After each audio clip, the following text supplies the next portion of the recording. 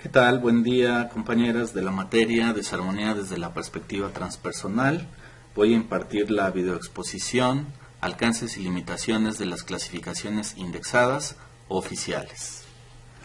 Primeramente, comencemos con la definición de personalidad. Según Alport, asume que la personalidad se refiere a la integración de todos los rasgos y características del individuo que determinan una forma de comportarse. A su vez, existen dos elementos en la conformación de la personalidad. Por un lado, tenemos el temperamento, que es un fenómeno naturalmente emocional, es decir, que se puede presentar a causa de factores genéticos o hereditarios, pues los individuos reaccionan de manera rápida e intensa ante la estimulación ambiental y, por tanto, su estado puede fluctuar de acuerdo a las exigencias del medio. Podríamos decir que es lo dado por la naturaleza. Por otro lado, el carácter, que es entendido como el grado de organización moral que posee un individuo y que se fundamenta a través de los juicios de valor y de una evaluación ética que se hace de la personalidad. Depende en gran medida de la propia experiencia de cada individuo, debido a que cada persona se ve influenciada por diferentes factores que ocurren a su alrededor. Podríamos decir que esto es lo adquirido por el medio ambiente. Todo este paquete, que incluye la definición de la personalidad junto con el temperamento y el carácter, nos revelan estas preguntas. ¿Es posible clasificar el comportamiento humano? ¿Se puede distinguir lo normal de lo anormal? ¿Se pueden encontrar categorías razonablemente válidas y fiables? Parte de estas preguntas son contestadas por los dos sistemas de clasificación más importantes. Por un lado tenemos el CIE-10, que es el sistema de clasificación de la Organización Mundial de la Salud. Y por otro lado tenemos el Manual Diagnóstico y Estadístico de los Trastornos Mentales, DSM-5, de la Asociación Psiquiátrica Americana. La estructura general del DSM-5 está conformado por 20 puntos. Aquí nos vamos a abocar directamente a los trastornos de la personalidad. Dentro de los trastornos de personalidad se manejan varios patrones.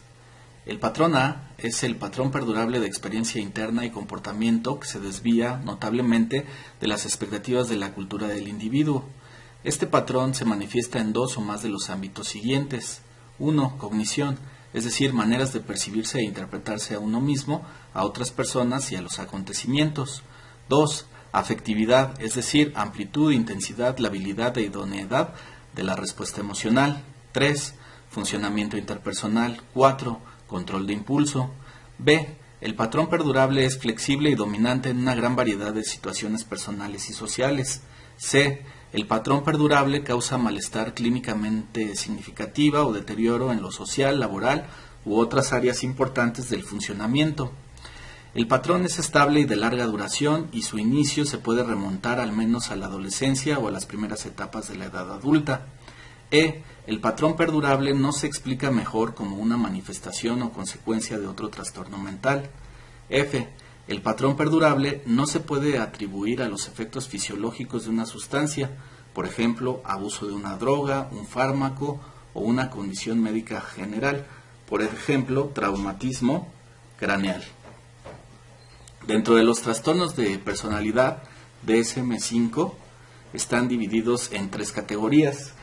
La primera categoría, que es el tipo A, es el trastorno de la personalidad paranoide, trastorno de la personalidad esquizoide y trastorno de la personalidad esquizotípica.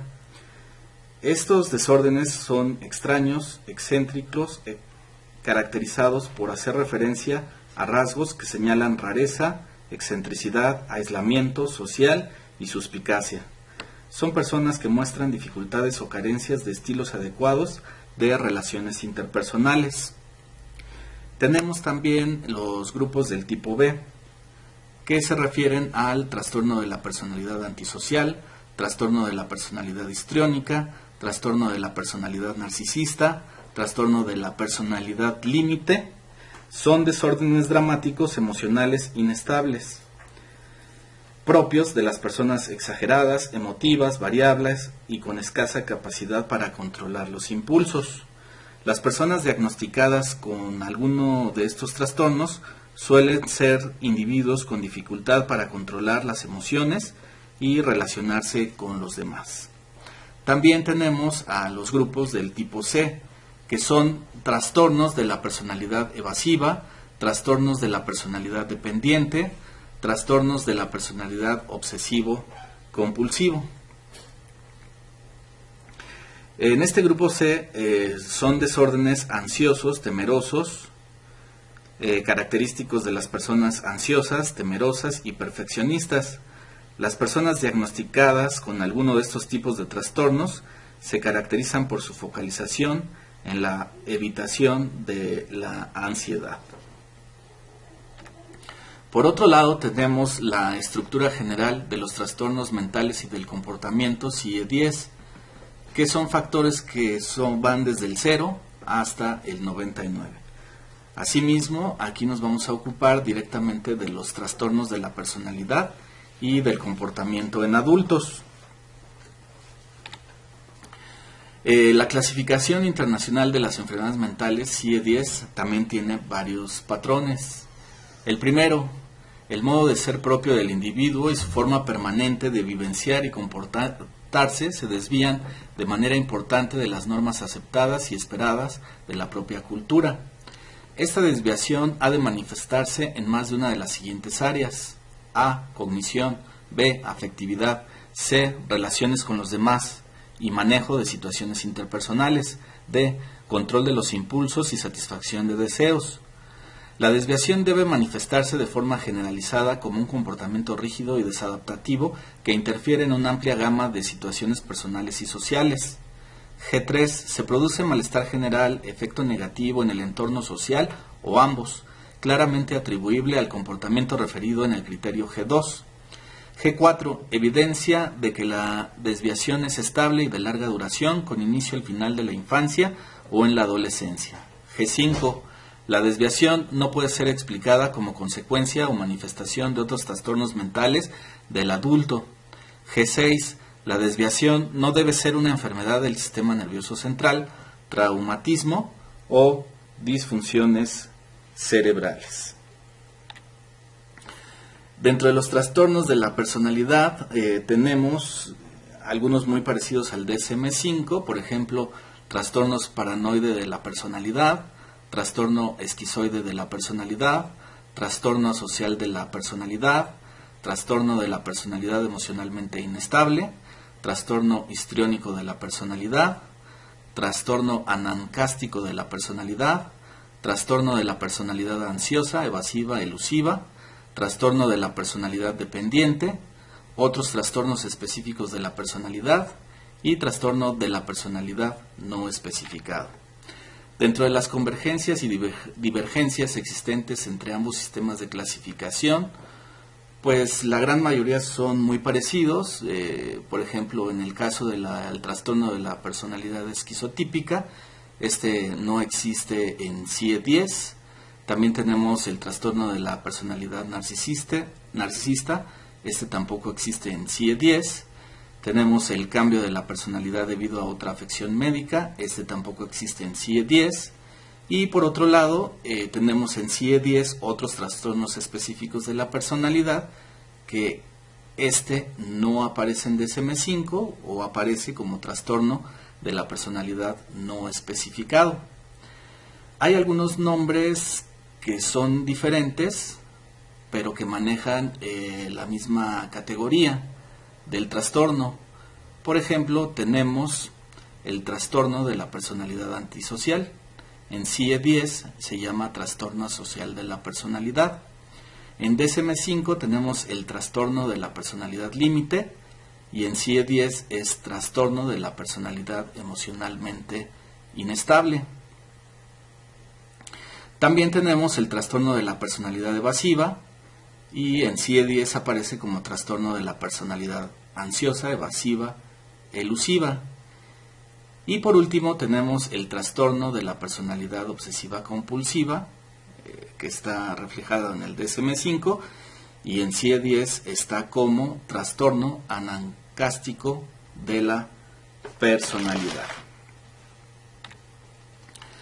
¿Cuáles son las ventajas de los sistemas categoriales? Pues nos ayuda a organizar la información, nos ayuda a dar la información para historias clínicas e informes, facilita la comunicación entre profesionales, puede predecir el curso clínico y la respuesta al tratamiento, y también facilita enormemente la investigación y el desarrollo teórico. En general, el uso de un sistema categorial ofrece las ventajas de facilitar la comunicación entre profesionales, tener un sentido de la psicopatología más unitario y favorecer diseños de investigación y tratamientos más estandarizados.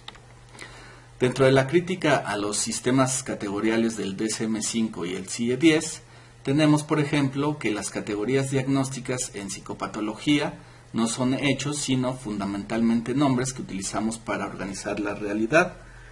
Es importante relacionar los nombres con la experiencia de los hechos de cada individuo.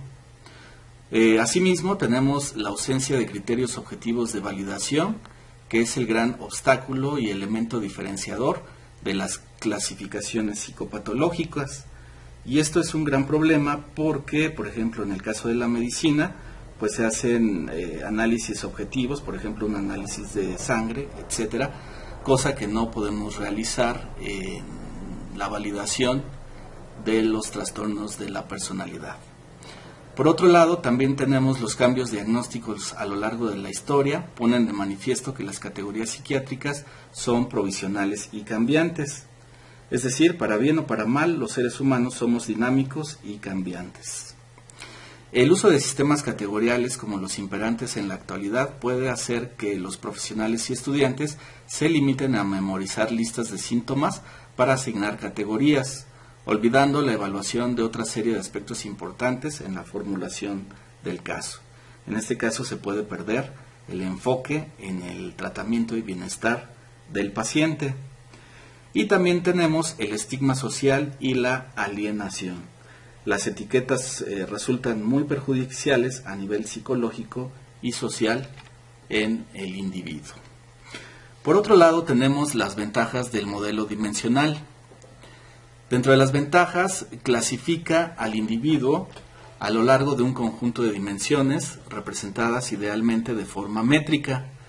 Esta clasificación es cuantitativa y utiliza un criterio continuo acerca del grado en que se representa una determinada característica en nuestro objeto de clasificación. Por ejemplo, la gravedad del estado de ánimo deprimido que presenta una persona. Como alternativa, los modelos dimensionales ofrecen la ventaja de permitir combinar diversos atributos clínicos a la vez, con una menor pérdida de información y favoreciendo una deseable interpretación de la psicopatología y la normalidad como extremos de un mismo continuo y no como fenómenos separados y excluyentes. Además, favorece una mayor individualización del tratamiento. De igual manera, también evita las decisiones a menudo arbitrarias asociadas con la asignación de una persona a una categoría de diagnóstico. Se resuelven los dilemas clasificatorios que se presentan en los sistemas actuariales al utilizar estos últimos el criterio de experto clínico para establecer el diagnóstico de un paciente. Los sistemas dimensionales dicen aportar datos empíricos a partir de los cuales se establece cuándo es un trastorno y cuándo es otro. También es la obtención de un mayor nivel de información. La cantidad de información que se poseería del paciente cubriría un rango más amplio de características, puesto que no se restringiría a los síntomas más típicos de cada diagnóstico categorial. También tenemos un mayor nivel de flexibilidad. Dentro de las diferencias fundamentales entre las aproximaciones categorial y dimensional, tenemos las siguientes. Por un lado, las categorías son nombres, mientras que en la parte dimensional las categorías son hechos. En la parte categorial tenemos que hay una memorización de lista de síntomas. En cambio, en la parte dimensional evalúan otros aspectos importantes del caso. En la parte categorial también tenemos que genera etiquetas, como ya se dijo, de enfermedad mental y estigma social. En cambio, en la dimensional tenemos que la interpretación de la psicopatología y la normalidad como extremos de un mismo continuo. También tenemos que la parte categorial es global y en la parte dimensional es individual. En la parte categorial tenemos que es dicotómico, o tiene el trastorno o no lo tiene. En cambio, en la parte dimensional puede ser catalogado de una manera integral, también tratando de buscar un centro. Tenemos finalmente un modelo dimensional de los 5 grandes, de acuerdo a la propuesta de los 5 factores para el DSM, propuesto por Whittaker y Mullin-Sweet en 2009. Tenemos que estos 5 grandes es neuroticismo, extraversión, apertura, afabilidad y tesón. Dependiendo de la tendencia hacia lo alto, hacia lo bajo, es como el experto va a poder evaluar y hacer un diagnóstico diferencial en cuanto a la personalidad del individuo. Finalmente tenemos, como pueden ver, la bibliografía que se utilizó para hacer esta presentación. Yo les agradezco mucho, compañeras, espero que mi trabajo haya sido de mucho beneficio para ustedes. Muchas gracias.